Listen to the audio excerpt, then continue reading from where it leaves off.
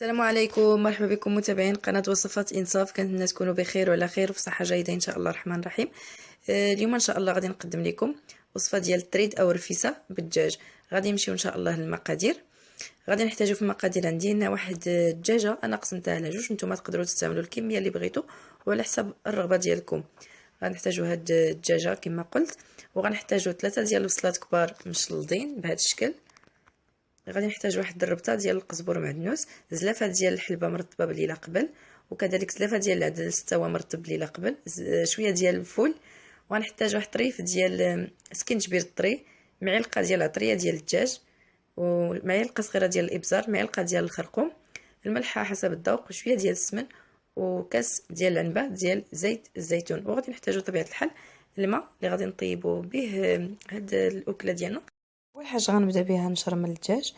غادي ندير هاد العطريه نخلطها مع بعضها. عندي هنا معلقه ديال الخرقوم ومعلقه ديال العطريه ديال الدجاج وشويه ديال الابزار، واحد المعلقه صغيره ديال الابزار، وعندي هنا واحد طريف صغير ديال السكينجبير طري، او تستعملوا معلقه ديال سكينجبير سكينجبير جاف او الزنجبيل.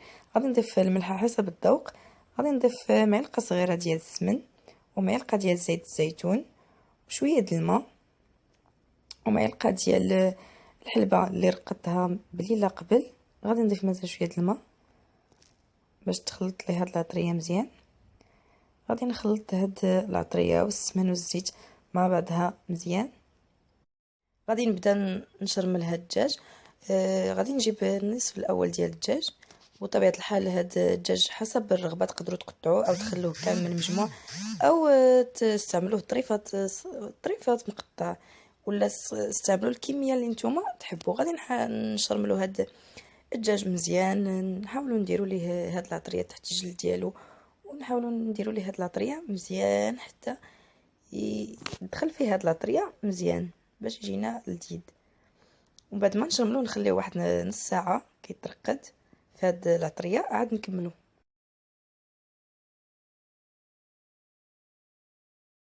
بعد ما خليت الدجاج كيترقد في العطريه واحد نص ساعه، دابا غادي نبدا نديروه بالطيب. غندير داك كاس نعنبه ديال زيت الزيتون او زيت المائده مع زيت الزيتون اللي تحبوا. غادي نضيف عليها نص معلقه ديال السمن، ونضيف عليها البصله اللي عندي، ونضيف عليها واحد شويه د الملحه، طبيعه الحال الملحه على حسب الذوق. وغادي نديها على النار باش تبدا تنزل شويه هاد البصله. في هاد الاثناء غادي نقوم بسلق الحلبه. غادي نديرها تسلق المره الاولى ونحيد ليها الماء، بعد المره الثانيه ونحيد ليها الماء، عاد غادي نديرها طيب نيشان. غادي نضيف ليها الماء اللي غطيها وغنديها حتى هي للنار. غادي من بعد ما نديها نشوف هاد البصله اللي عندي واش بدات كتنزل، ونحركها باش ما تحرقش لي من الجناب. بطبيعه الحال الحلبه بدات كتسلق، بعد ما طابت شويه البصله نزلات. غادي نضيف الدجاج اللي خليته كيترقد في العطريه واحد 30 دقيقه، ونضيف حتى ديك الشرموله اللي بقات في الطبسيل.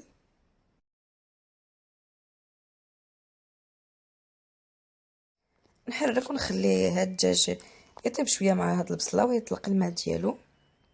هاد الدجاج ديالي بعد ما نزل شويه مع ديك البصله وطلق الماء ديالو، دابا غادي نضيف المرق. عندي واحد ايطرو تقريبا ديال الماء اللي غليته من قبل. غادي نضيف هاد المرق. في الرفيسه لازم تكون المرق كتير.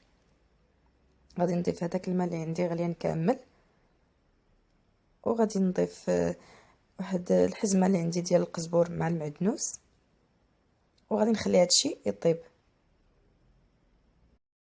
غندوز باش نحضر مسمن ديال التريد. غنحتاج 500 غرام ديال طحين الفرص، و500 غرام ديال القمح او الفينو.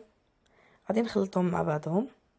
غادي نضيف عليهم شويه ديال الملحه، معلقه صغيره ديال الخميره الفوريه. صراحه انا هذا وجدتهم بليله قبل باش تبقى لينا الوقت. وغادي نبدا نجمع هاد العجين بالماء. نبدا نضيف الماء حتى نحس بالعجين ديالي يتجمع، ولا ما رطب ما قاصح بزاف.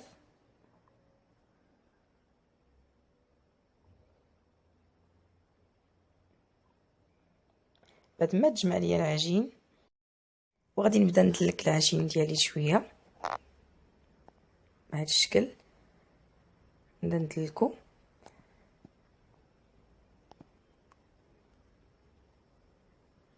غادي نجيب شويه ديال الزيت، غادي نضيف حوالي واحد 3 المعالق او 4 المعالق كبار ديال الزيت، زيت المائده او زيت الزيتون اللي تبغيو، ونبدا ندلك هاد العجين مزيان حتى ما تبقاش تبان ليا هاد الزيت في وسط العجين. ضروري هاد العجينه ندلكوها مزيان حتى تولي رطبه بالدليك.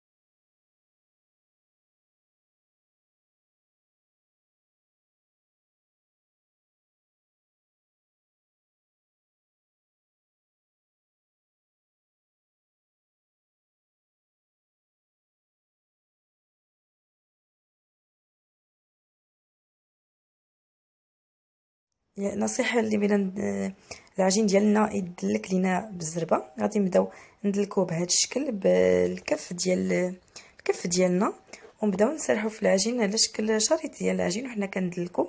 يعني هاد العمليه كتسهل انه العجين ديالنا يدلك بسرعه. كنحسوا بالعجين بدا كيرطب مزيان. دابا نبداو نقسموا العجين ديالنا كويرات صغار، يعني لازم يكونوا كويرات صغار. الا المقله صغيره على حسب المقله ديالكم، اللي عندكم مقله فاش كطيبوا رغيفكم كبيره شويه او تقدروا ديروا كويرات كبار. انا غادي نديرهم كويرات صغار بهذا الحجم كيف هو باينين هنا في الصور. غادي نستمر بهذه العمليه، كنقسم هذا العجين جميع العجين الكويرات صغار.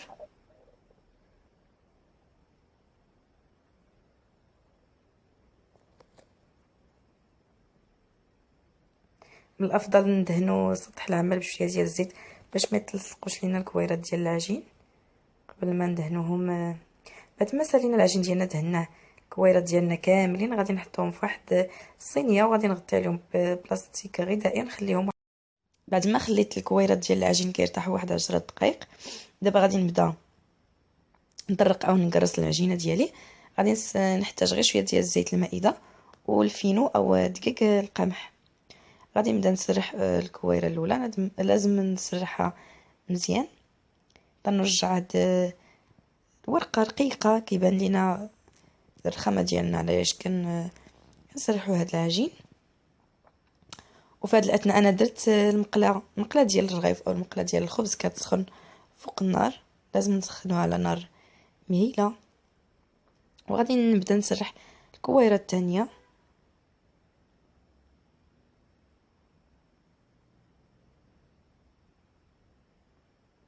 بهذا الشكل لازم نسرحوها مزيان تتكون العجين رقيق. ودابا غادي ندوزو باش نحطو اول دائره ديال العجين غنبداو نحطو اول دائره ديال العجين فوق النار. غادي نرش المقله بعد ما سخنات مزيان بشويه ديال الزيت ونحط الدائره الاولى ديال العجين. في هاد الاثناء نخليها نقص العافيه مزيان على سمو، نخلي العافيه مهيله وغادي نقلبها ونرشها بشويه الزيت وشويه ديال الدقيق الفينو او القمح. غادي نحط فوق منها العجين الثاني ولكن على الوجه اللي طاب، فنخليها طيب ونبدا نسرح دائره اخرى او جوج دوائر. لازم نكونوا شويه سريعين في هذه العمليه. تسرحها مزيان كيف الشكل ديال الاولى والثانيه. غادي نقلب هذه، غادي ندير نفس الشكل، غادي ندير شويه ديال الزيت وشويه ديال الفينو. غنحط العجينه الثالثه ونحاول نسرحها مزيان ما نخليش فيها اسمو. غادي ندورها ثاني ونحط الرابعه، العجين رقم 4.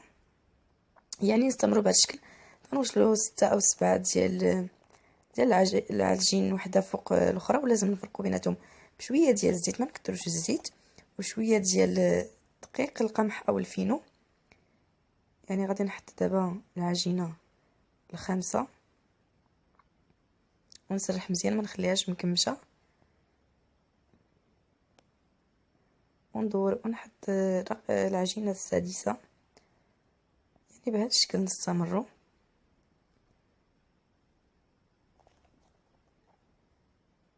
ونحط العجينة رقم 7. حاولوا ما نقطعوش العجينة ديالنا، حاولوا ما امكن ما نقطعوهاش مزيان بزاف.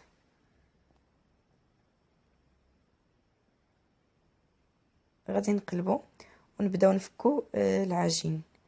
هذه دابا طبت، اللي بانت لينا طبت نحيدوها، اللي بانت لينا مازال ما طيباش ندوروها ونعاودوا نقلبوا الاخرى على الوجه ديالها الثاني، ونخليها طيب، نتاكدوا انها طيبه ماشي عجين. يعني هذا المسمن كيجي رطب جدا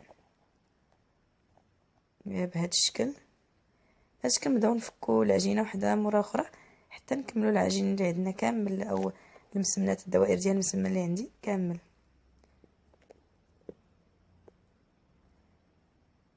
هذا هو الشكل ديال المسمن ديالنا. بعد ما سلقنا الحلبه 2 سلقات وتحيدنا من هذيك المرورة، دابا غادي نضيف قربة طيب بطبيعة الحال. غادي نبدا نضيف عليها شويه د المرق من الطنجره اللي فيها الدجاج باش تكمل طيابها. بعد ما ضفت المرق على الحلبه غادي نضيف عليها واحد المعلقه ونص ديال زيت الزيتون، واحد شويه ديال السمن، راس معلقه صغيره ديال السمن، وشويه د الملحه، ونخليوها طيب مزيان حتى تنشف من هاد المرقه اللي فيها تماما.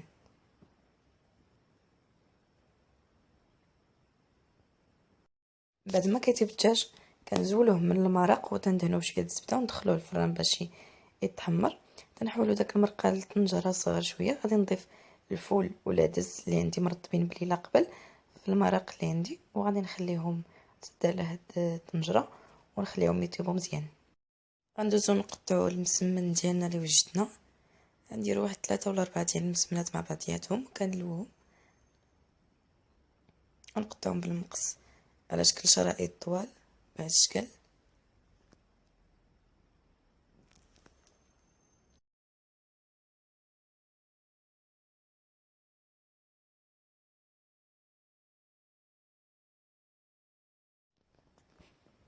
بعد ما نقطعهم نحاولوا نحلوهم، ما نخليهمش مع بعضياتهم، كيجيو بهذا الشكل شرائط طوال. وغادي نديهم دابا باش يتبخروا او يتفوروا في الكسكاس. ضروري هاد العمليه باش يجينا رطب اكثر قبل ما نسقيو او ما نحطوا الطبق النهائي. تقريبا الرفيسه ديالنا وجدها المسمن ديالنا بعد ما بخرناه في الكسكاس، والحلبه ديالنا بعد ما كنخليوها طيب مزيان وكتنشف من المرقه ديالها كيف كتكون.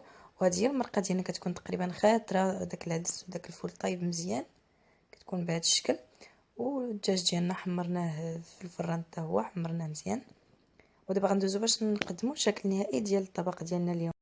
هذا هو الشكل النهائي للرفيسه ديالنا او التريت اللي حضرنا اليوم. كنقدموها بهذا الشكل مزوقه بالبيض وواحد الفلفله حاره ضروريه في الرفيسه بهذا الشكل. وداك الحلبه ديال اللي وجدنا كنقدموها في زليفات او في كؤوس جانبا. كنفضل انها ما تخلطش، كاين الناس اللي ما كتعجبهمش الحلبه نهائيا، اللي بغى كياخذها. وكنتمنى ان الرفيسه ديالنا او التريت ديالنا النهار اليوم يعجبكم، وكنشكركم بزاف على التشجيعات ديالكم، وكنتمنى منكم مزيد من التشجيعات باشتراك في القناه وتبارطاجيو الفيديوهات ديالي مع الاصدقاء ديالكم. وما تنساوش تزوروا صفحتي على الفيسبوك وصفات انصاف. هذه انصاف كتحييكم، مع السلامه.